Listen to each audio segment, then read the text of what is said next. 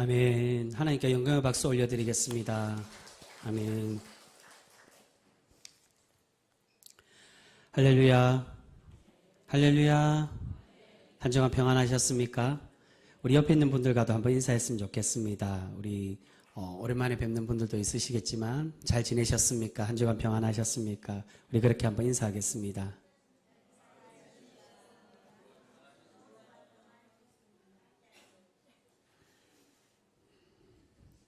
우리 한 번 더 인사할까요? 이번에 인사하실 때 그렇게 인사하겠습니다. 하나님은 지금도 당신과 함께 하십니다. 우리 그렇게 인사하겠습니다. 하나님은 지금도 당신과 함께 하십니다. 여러분, 우리 하나님께서 우리가 어떠한 상황 속에 있더라도 우리와 함께 하심을 믿으시죠? 여러분, 우리가 함께 나눈 그 고백처럼 항상 하나님을 믿고 의지하며 하나님과 함께 살아가는 우리 귀한 복된 성도 모두가 되실 수 있기를 주님의 이름으로 축복합니다. 여러분, 사람은 꼴등보다 1등 하기를 더 좋아합니다. 그래도 1등이라고 하면 보기에도 좋고 듣기에도 좋은 것이 사실입니다. 그러면 꼴등이라고 말하면 좀 그러니까 중간 정도는 과연 어떨까요? 예전에는 중간만 해도 만족하던 시절이 있었습니다. 그런데 요즘은 어떻습니까? 이제는 중간도 안 된다라고 말합니다. 오직 1등만이 살아남는 세상입니다. 그렇게 지금 우리는 1등부터 꼴등까지 줄을 세우는 사회에 살고 있습니다. 하지만 여러분, 성경은 우리에게 그러한 가치를 말하고 있지 않습니다. 나눔과 사랑을 말하고 1등이 아니더라도 가치 있는 삶이 있다라고 우리에게 가르쳐 주고 있습니다. 바로 오늘 본문에 나오는 사사삼갈의 삶이 바로 우리에게 그러한 것을 말해주고 있는 이야기라고 할 수가 있습니다. 여러분, 성경 사사기에는 12명의 사사들이 나옵니다. 이 12명으로 사사들이 다 끝난 것은 아니고요. 이후에 사무엘서에 나오는 사무엘이 가장 마지막 사사였다라고 말합니다. 이 사사기에 나오는 사사가 12명인데 이 12명의 사사들을 크게 두 분류로 나누고 있습니다. 그 두 분류로 나누는 것이 절반의 6명의 사사를 대사사라고 부르고요.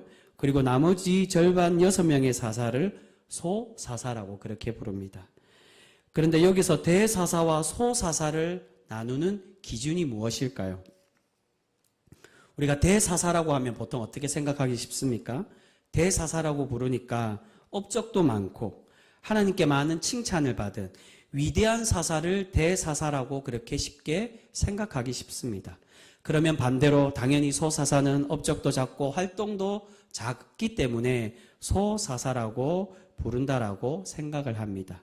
그런데 여러분, 결론적으로 말씀드리면 대사사와 소사사를 나누는 기준은 분량의 차이로 나눈다라고 그렇게 이야기합니다.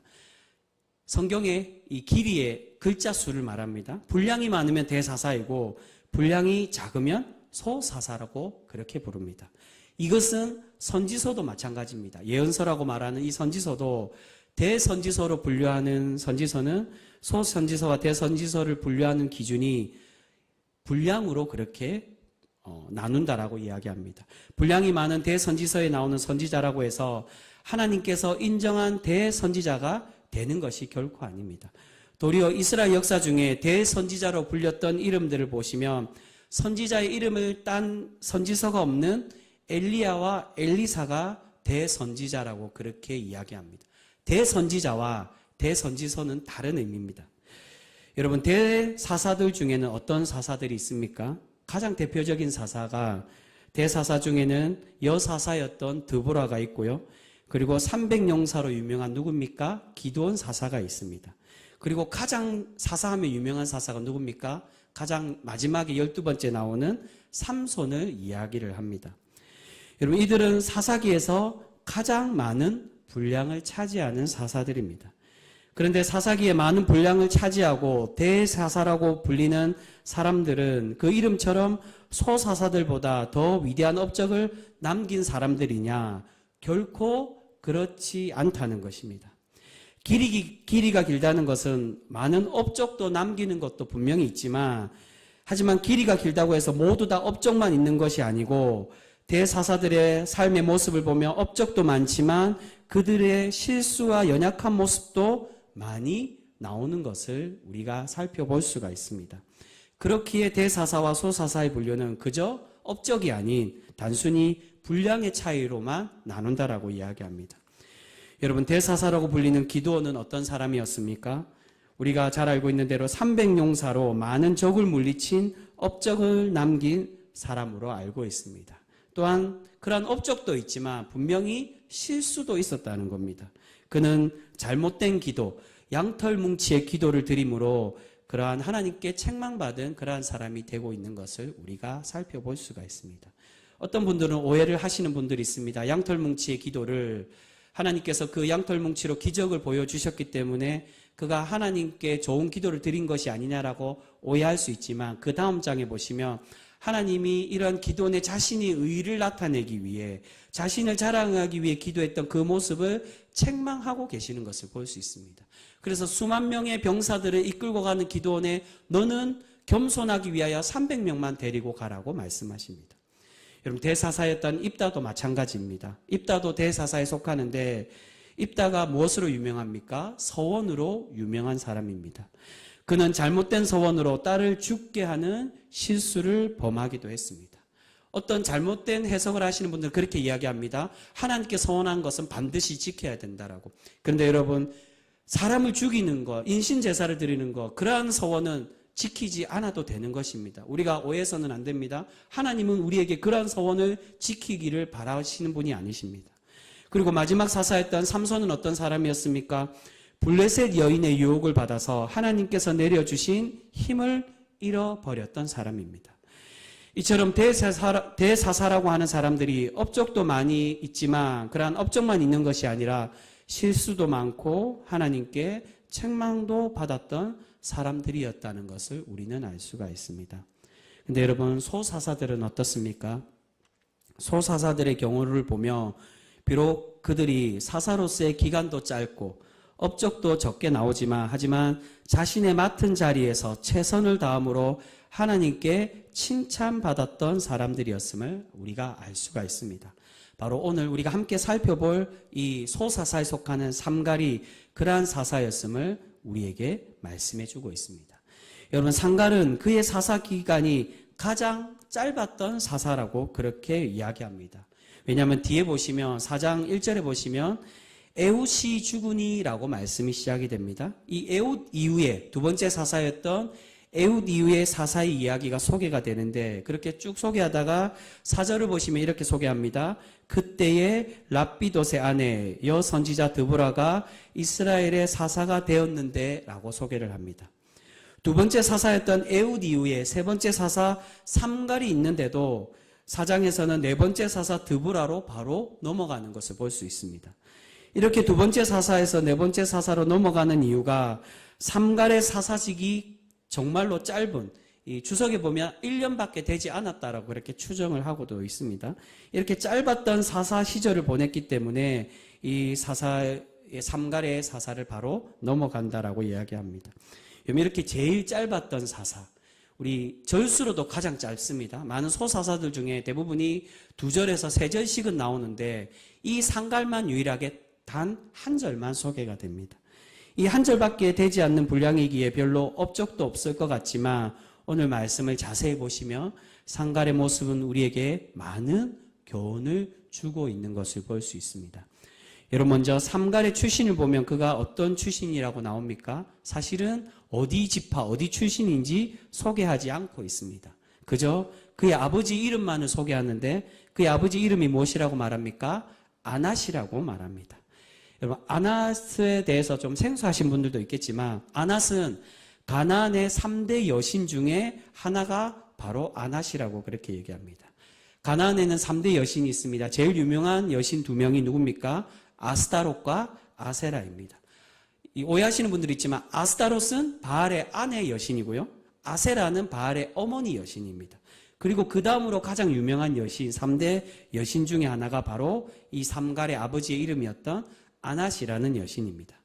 그의 아버지의 이름이 이방의 여신 아낫이라는 이름을 가지고 있었다는 것은 무엇을 의미합니까? 삼갈은 이방 사람이었다는 겁니다. 그리고 그의 출신은 원래 군사적 능력을 가진 사람이 아니라 농부였다는 것을 우리에게 소개를 합니다. 그가 블레셋과 전쟁을 할 때 무엇으로 전쟁했다고 말합니까? 오늘 31절에 소모는 막대기로 싸웠다라고 말씀합니다. 이것은 그가 원래 직업이 농사꾼이거나 목축업을 하는 사람이었음을 우리에게 말씀합니다. 앞에 나온 첫 번째 사사 온니엘과 그리고 두 번째 사사 에웃은 그래도 군사훈련으로 준비된 사람들입니다. 적들과 싸울 때 칼로 그렇게 전쟁하며 싸웠던 사람입니다. 그런데 상갈은 어떻습니까? 원래 군인 출신도 아니고 군사훈련도 받지를 못했습니다. 그리고 거기다가 무기도 제대로 갖추지 못한 사람이었다는 겁니다. 그런데 여러분, 여기서 중요한 것이 무엇입니까?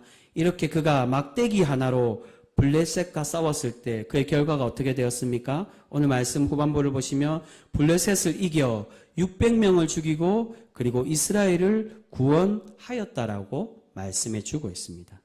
여러분, 상갈은 출신도 보잘것없고 능력도 부족한 사람이었습니다. 가진 것도 없고 무기도 없었습니다. 하지만 그가 사사가 되었다는 것은 출신은 그러할지라도 이방 사람이 사사가 되었다는 것은 그의 출신이 중요한 것이 아니라 그가 하나님 앞에 얼마나 신실한 신앙이었는지를 우리에게 말씀해 주고 있다는 것입니다. 당시에는 비록 이방 사람이라도 하나님의 공예, 하나님의 공동체 안에 신앙을 고백하고 할례를 받고 신앙의 백성이 되었던 사람들은 같은 민족으로 그렇게 취급을 해 주었습니다. 바로 이 상갈이 그러한 사람이었다는 겁니다. 이방 사람이었을 뿐만이 아니라 사사가 되었다는 건 그가 열심히 하나님의 신앙을 고백하며 하나님의 일꾼이 되었다는 것을 말합니다. 거기다가 그가 소모는 막대기로 싸웠다는 것은 무엇을 의미합니까? 그는 싸움에 임함에 있어서 무기를 의지한 것이 아니라 누구를 의지했다고요? 바로 하나님을 의지했다는 것을 우리에게 말씀합니다. 여러분, 위대한 이스라엘의 왕 다윗이 처음 백성들에게 어떠한 이야기로 등장하며 소개를 합니까? 소년 다윗이 물맷돌로 2m가 넘는 골리앗을 쓰러뜨린 사건으로 처음 등장을 하며 우리에게 소개가 되어지고 있습니다. 그때 다윗이 어떤 고백을 하며 골리앗을 물리칩니까? 사무엘상 17장 45절에 보면 다윗이 이렇게 고백을 합니다. 너는 칼과 창과 단창으로 내게 나오거니와 나는 만군의 여호와의 이름 곧 내가 모욕하는 이스라엘 군대 하나님의 이름으로 내게 나아가노라. 할렐루야. 여러분, 다윗과 골리앗의 싸움은 말도 안 되는 싸움입니다. 이미 덩치로도 이길 수 없는 그러한 싸움이었습니다. 거기다가 이 덩치의 차이뿐만이 아니라 무기도 다윗은 보잘것이 없었습니다. 골리앗은 갑옷을 입고 칼과 창으로 싸우는데 다윗은 늑대를 쫓는 물맷돌로만 싸우고 있는 것을 보게 됩니다. 그런데 그 결과가 어떻게 되었다는 겁니까? 우리의 상식과는 다르게 그런 비교도 안 되는 싸움이고 전쟁이었지만 그 소년 다윗이 승리하고 있었다는 겁니다. 여러분, 다윗이 이길 수 있었던 이유가 무엇입니까? 그 이유는 바로 다윗이 고백했던 것처럼 다윗에게는 하나님이 함께 해 주셨기에 이 다윗이 승리할 수 있었던 것인 줄 믿습니다. 여러분, 오늘 삼갈도 마찬가지입니다.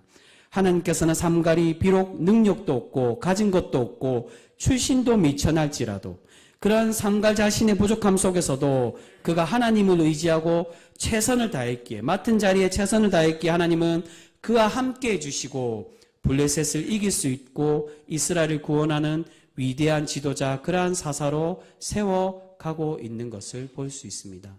여러분, 우리의 출신, 우리의 가진 것, 우리의 능력, 그런 것이 중요한 것이 아닙니다. 우리 하나님은 우리의 가진 것을 보는 분이 아니라 하나님 앞에 얼마나 신실한 일꾼인지를 우리에게 보시고 우리를 사용해 주시는 줄 믿습니다.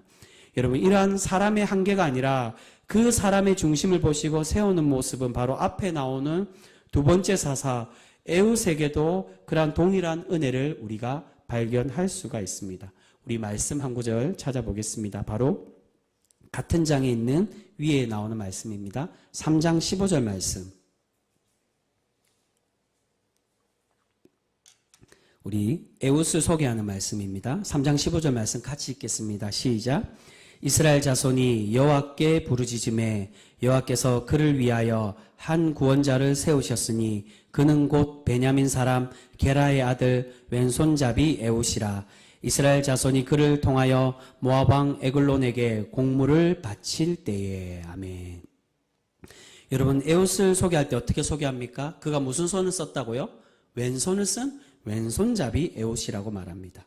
여기서 말하는 왼손잡이 에웃이라는 것은 그가 왼손을 주로 썼다, 왼손을 많이 사용했다, 그것을 말하는 것이 아닙니다. 에웃이 왼손을 썼다는 것은 그가 오른손이 없거나 오른손에 장애를 가지고 있었다는 것을 의미합니다. 여러분, 우리말에도 오른손이란 말이 무슨 뜻입니까? 옳다, 바르다라는 뜻입니다. 영어로도 right라는 말은 오른쪽도 의미하지만 옳음, 바름을 의미합니다. 그래서 우리가 어릴 때, 요즘은 잘 그러지 않지만 제가 어릴 때만 해도 아이들이 왼손으로 식사를 하면 어른들이 어떻게 이야기합니까? 부정하다라고 이야기하며 오른손으로 고치라고 어른들이 야단을 치는 것을 볼 수 있습니다. 더욱이나 오늘 이 15절 말씀에 에웃이 어느 지파라고 말합니까? 중간에 보시면 어디 지파에 속했다고요? 베냐민 지파에 속했다라고 말합니다. 여러분, 베냐민이라는 이름은 오른손의 아들, 의로운 아들이라는 뜻입니다. 오른손의 아들, 의로운 아들이라는 지파에 속한 에웃이 왼손잡이라고 소개하는 것은 그가 오른손에 부정함을 가지고 있는 사람, 바로 장애를 가지고 있었다는 것을 의미합니다. 그런데 그런 장애나 부정함을 가지고 있던 에웃이 사사가 되었다는 것은 우리 하나님은 그의 부족함이나 연약함을 보시지 않고 오직 그의 중심만을 보시고 그를 사사로 세워주고 계심을 우리에게 말씀해 주고 있습니다. 여러분, 당시에 장애를 가지고 있었다는 것은 부정함을 의미합니다. 하나님의 사람으로 세워질 수 없는 사람입니다. 성전에서 일할 수도 없는 사람입니다. 그런데 그러한 사람이 사사를 세우며 사람들에게 조롱과 멸시를 받을 수 있는데, 그런 상황에서도 에웃이 사사로 세워졌다는 것은 그가 얼마나 부단한 노력과 하나님을 향한 신실한 신앙의 모습을 보여주었는지를 잘 알 수가 있습니다. 여러분, 세상에는 여전히 우리가 1등이 아니면 살아남지 못한다라고 말합니다. 장애가 있거나 가난하면 패배자라고까지 우리에게 그렇게 이야기를 합니다. 그런데 여러분, 우리 하나님은 어떻게 말씀하십니까? 그렇지 않다라고. 우리 하나님은 그러한 자들의 하나님이 되어주시겠다라고 말씀해 주십니다. 오른손이 없는 에웃과 출신이 미천한 삼가를 사사로 세우시고, 또한 겨우 물맷돌 하나밖에 없는 다윗을 전쟁에서 승리하게 하시고 왕으로 세우셨던 것처럼 우리 하나님은 오직 하나님을 의지하는 겸손한 사람을 사용하기를 원하고 계시는 줄 믿습니다. 여러분, 교회에서나 사회에서 우리가 꼭 1등이 될 필요는 없습니다. 하나님은 우리가 각자 맡은 자리에서 최선을 다하는 모습, 그것을 바라고 계시는 분이십니다. 삼갈은, 오늘 말씀에 나오는 삼갈은 부족함이 많은 사람이었지만 그러나 자신이 가지고 있는 것에서 최선을 다하고 하나님만을 의지함으로 하나님께 칭찬받는 사사가 되어지고 있는 것을 볼 수 있습니다.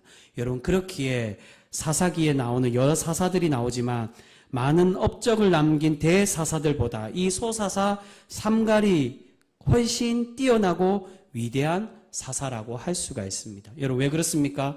비록 그가 업적은 작지만 다른 대사사들보다 실수하거나 번뇌가 있는 사사가 아니라 오직 하나님께 순종만이 남겨진 사사이기에 그가 그 어떤 사사, 많은 업적을 남긴 대사사들보다 위대한 사사라고 할 수가 있는 것입니다. 여러분, 분량이 긴 게 중요한 것이 아닙니다. 인생을 많이 살고 많은 것을 가지고 있고 많은 것을 나타내는 자신의 의의가 나오는 그러한 모습이 중요한 것이 아니라 작을지라도, 적은 모습일지라도 하나님께 칭찬받는 순종의 모습이 가지는 것이 가장 중요하다라고 할 수 있습니다. 여러분들의 어떤 모습이든지 하나님은 우리의 있는 그대로를 보시고 작은 자리라도 우리의 맡은 자리에 최선을 다하는 모습, 그 충성된 모습을 우리에게 원하고 계시는 줄 믿습니다. 여러분, 중요한 것은 우리의 상황, 우리의 가진 것이 아니라 우리의 중심이 얼마나 하나님께로 향하고 있는지를 우리에게 중요하게 보시는 분이신 줄 믿습니다. 여러분, 사회도 그렇지만 한국 교회를 보면 노령화가 급속도로 빨라지고 있다라고 말합니다. 특히나 우리 교회만 봐도 절반 이상이 다 은퇴하신 분들입니다. 여러분, 은퇴했다고 해서 다 끝난 것이 아닙니다. 직분에서는 은퇴한 것이지만 여전히 하나님은 우리가 바른 예배자가 되기를 원하시고 또한 기도의 자리를 지키며 가정과 교회와 나라를 위해 기도하는 신앙인이 되기를 바라고 계시는 줄 믿습니다. 우리 각자에게 은퇴했다고 다 끝나는 것이 아니라 각자 맡은 자리에 분량의 차이는 있을 수 있지만 맡은 자리에 최선을 다하는 모습, 우리에게 주어진 그것에 열심으로 살아가는 그러한 신앙인이 되기를 바라고 계시는 줄 믿습니다. 여러분, 꼭 많은 것을 하고 큰 일을 해야 되는 것이 아닙니다.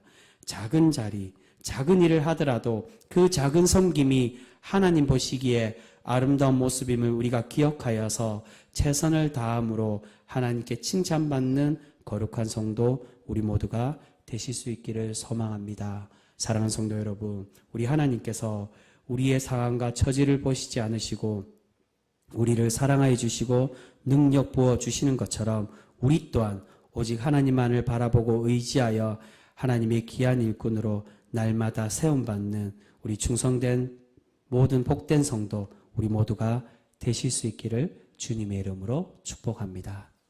기도하겠습니다. 거룩하신 하나님 감사합니다. 하나님은 내가 거룩하니 너희도 거룩하라고 우리에게 말씀해 주시는 줄 믿습니다. 아버지 하나님, 우리가 하나님의 참된 거룩함, 하나님의 신실함을 닮아 우리 또한 말씀의 신실하며 하나님의 뜻을 날마다 세워가기를 소망하며 또한 예배 자리를 열심히 지켜 하나님께 칭찬받는 참된 예배자 우리 모두가 되어지게 하여 주시옵소서. 우리가 오늘 하나님께서 말씀해 주신 이 삼갈의 모습처럼 큰 것을 바라고 많은 것을 나타내고 나의 의를 나타내길 바라는 것이 아니라 주님이 우리에게 맡기신 작은 것에 충성된 종, 우리에게 맡기신 그 모든 작은 자리에 열심히 일 다하여서 하나님께 칭찬받는 복된 성도 우리 모두가 되어지게 하여 주시옵소서. 그러나 하나님께 칭찬받는 일꾼으로 우리를 날마다 세워가시고 우리를 복되게 하여 주실 줄 믿사오며 우리를 사랑하여 주시는 예수 그리스도의 이름으로 감사하며 기도드립니다. 아멘.